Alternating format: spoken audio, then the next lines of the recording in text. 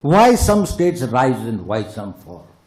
Why there are times when what is there that happens which leads to their bad governance and ultimately the erosion of their powers? It has remained relevant for the past 3,000 years of the recorded history that we know of the states, structures and the governments as they existed. What are these new factors which have started impacting on the process of governance and has made the task more challenging? Transcending beyond time and space, there are some commonalities. Why some states rise and why some fall? Why there are times when what is there that happens which leads to their bad governance and ultimately the erosion of their powers? One has been the authoritarianism. Not that I am going in history, but I am telling it because it remains relevant today. It has remained relevant for the past 3,000 years of the recorded history that we know of the states, structures and the governments as they existed, whether it was the Greek states or it was the modern democracies and even the oligarchies and others. So authoritarianism, that is oppressive and discriminating laws, poor delivery of justice, marginalized population, human rights violations, they all constituted or added to the fall of these nations. Second important thing has been the institutional decay. The institutes start decaying, both civil and military.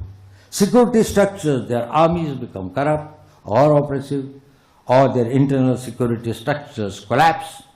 Bureaucracies become inept, slow, corrupt and insensitive. There is no accountability. People do not know why they are doing what they are doing. I tell you an example that once when Bismarck, before the Russia war, had visited Germany, and he went to a forest area for seeing, and he found a military man standing at a post. He asked him, "What are you here for?" He said, "I do not know, but I had been on this duty for the last 3 years. So he said, I would have to check up." And then he checked up. And then he found that his commanding officer also did not know, but he says, "My battalion has been here for the last 20 years. And this is one point that has been given to us to guard." He said, "What are you guarding against and against whom?" He says, "That I am not aware, but I can check it up and find out whether in my regiment there is some records." So he went through that, and then after long research and others, Bismarck found that about 150 years back when Tsarina had come on a horseback for a hunting, and she lost her necklace in the forest. She could not locate it there, so returned, but asked her ADC to put somebody on the guard duty and sent some people tomorrow to search it. Probably some people came or did not come, but that necklace was not found. Necklace was forgotten to everyone. Nobody knows what happened to the necklace.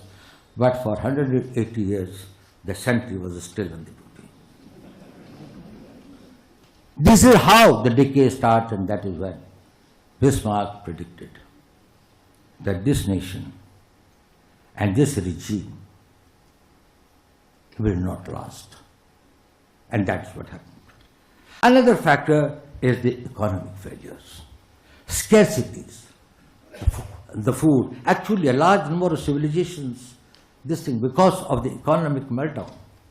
Harappa, Mohenjo-daro and other civilizations, now increasing evidence is coming forth that probably the essentials of survival became scarce over there. The food, the water, the inflation, oppressive taxes, social unrest, they become the cause of the state failures. They are the old ones. They still exist. They still exist and they continue to beleaguer the emerging societies. But the new ones have cropped up and have made the situation more complex. what are these new factors which have started impacting on the process of governance and has made the task more challenging? One is the centrality of the common man. The common man has become more aware, he has become more aspirational, he has higher expectations from the state, and the state has got a vested interest in keeping him satisfied, particularly in the democracies.